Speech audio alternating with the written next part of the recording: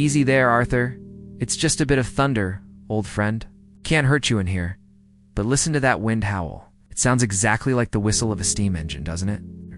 Could you dim the lights a bit? Thank you. You know, looking at this storm, I don't feel like an old man in a nursing home tonight.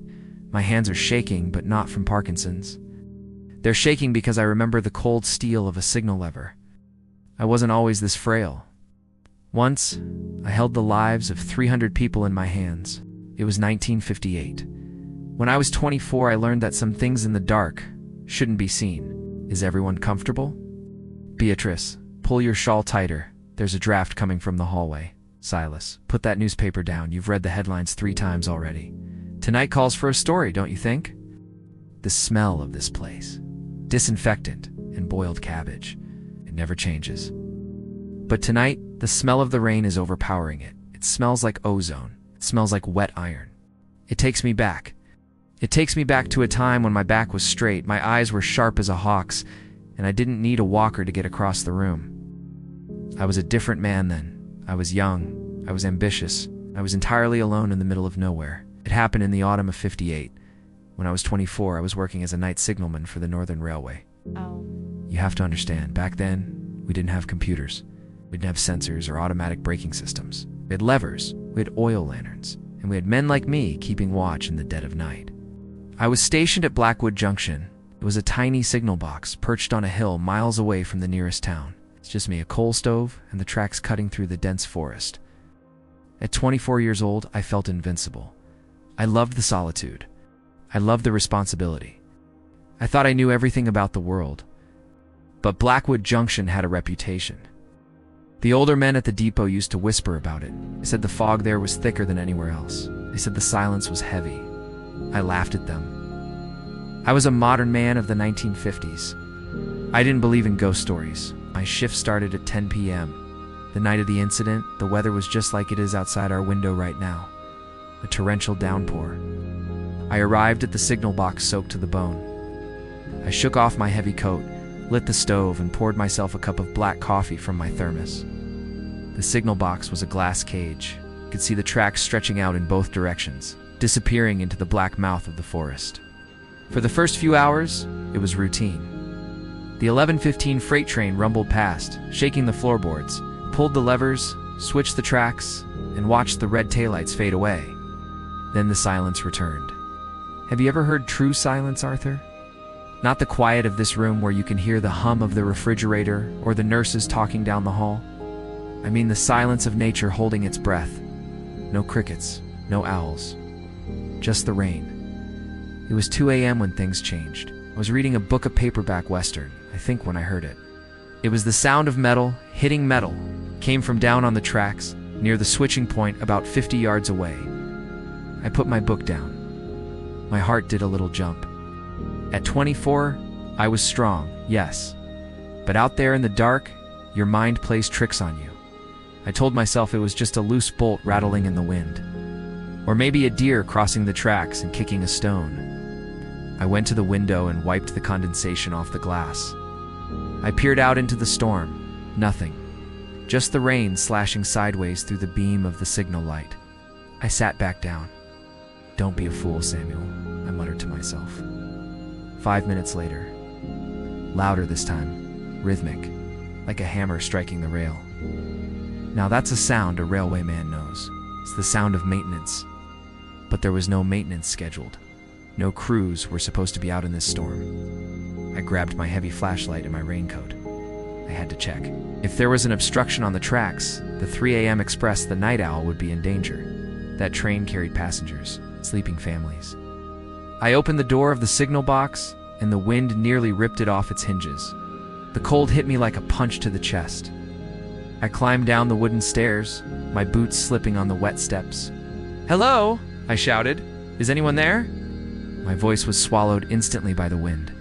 I walked along the gravel ballast, the stones crunching under my boots.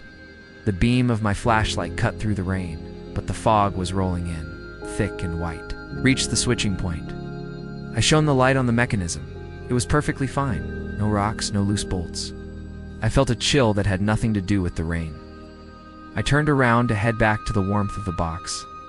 That's when I saw it. It's about 100 yards further down the line, right at the edge of the forest. ... There was a light. It wasn't a train light, it wasn't white, it was red. A dull, swinging red lantern. Someone was walking on the tracks. "Hey!" I yelled, waving my flashlight.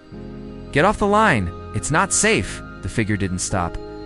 It just kept swinging that red lantern back and forth in a slow, hypnotic rhythm. I started running towards it. At 24, I could run a mile in 6 minutes. I sprinted over the wet sleepers, gasping for air. "Stop!" I screamed. The figure stopped. It was standing right in the middle of the northbound track. I got within 20 feet. I raised my flashlight to see their face. The light passed right through them. There was nothing there, just the mist swirling in the shape of a man. And then the red light simply ... vanished, like a candle blown out. I stood there, freezing, my heart hammering against my ribs like a trapped bird. I spun around, looking in every direction. There was no one, no footprints in the mud besides my own. Was I going crazy? Was the isolation getting to me? Then the ground began to vibrate. I looked at my watch. It was 2:55. It was early. And then I realized where I was standing. I was standing exactly where the figure had been. And I looked down at the track. The rail was split. It was a hairline fracture, barely visible, but the heavy rain had washed away the mud hiding it. A chunk of the steel rail was completely severed. If the express train hit this at full speed, it would derail. It would flip into the ravine. Panic, cold and sharp, flooded my veins. I didn't think. I just reacted. I turned and ran back to the signal box. I ran faster than I had ever run in my life. My lungs were burning. My legs felt like lead.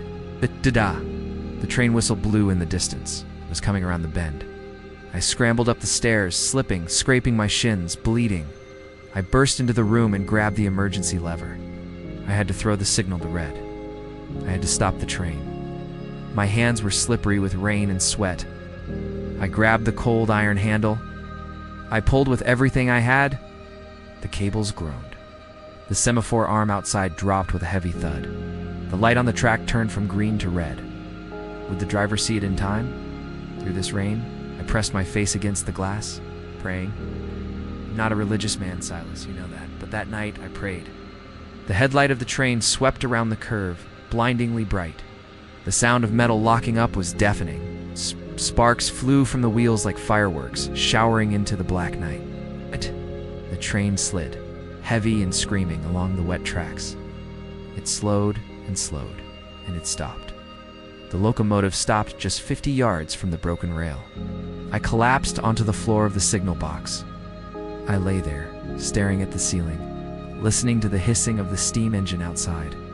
I was 24 years old. I had just aged 10 years and 10 minutes. The driver and the conductor came running up to the box a few minutes later, furious. "What's the meaning of this?" the driver shouted. "Why did you stop us?" I couldn't speak. I just pointed down the track. They walked down. They saw the broken rail. They saw the disaster that didn't happen. When they came back, the driver took his cap off. He looked at me, his face pale. "You have sharp eyes, lad," he said. "How did you see that crack in this storm? From all the way up here?" I looked at him. I wanted to tell him about the red lantern. I wanted to tell him about the figure that led me there, but I didn't. I knew they would think I was mad. They would think I was hallucinating from fatigue. "Just a feeling," I said.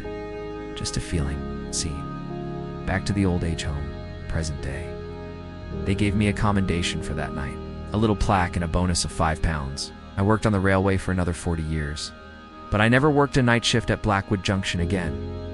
I requested a transfer the very next day. Sometimes, when I sit here in this wheelchair, unable to walk, I think about that night. I think about the strength I had in my legs when I ran down those tracks. I miss that strength, Arthur. I really do. But mostly I think about that red light. Was it a ghost? Was it a guardian angel? Or was it just my own mind, sensing something was wrong and projecting an image to make me act? I don't know. But I do know this. Life is fragile. We rush through it like that express train, thinking we know where we're going. But sometimes, the track is broken just ahead. Sometimes, if we're lucky, something in the dark warns us to stop. Mr. Samuel takes a long sip of his tea. His hand trembles slightly. "Look at that. The rain is stopping. Beatrice, are you asleep? Ah, she's out like a light. Nurse. I think it's time for us to head to our rooms. The show is over. Good night, Arthur. Good night, Silas. And if you see a light in the hallway tonight, well, maybe just close your eyes and let it pass.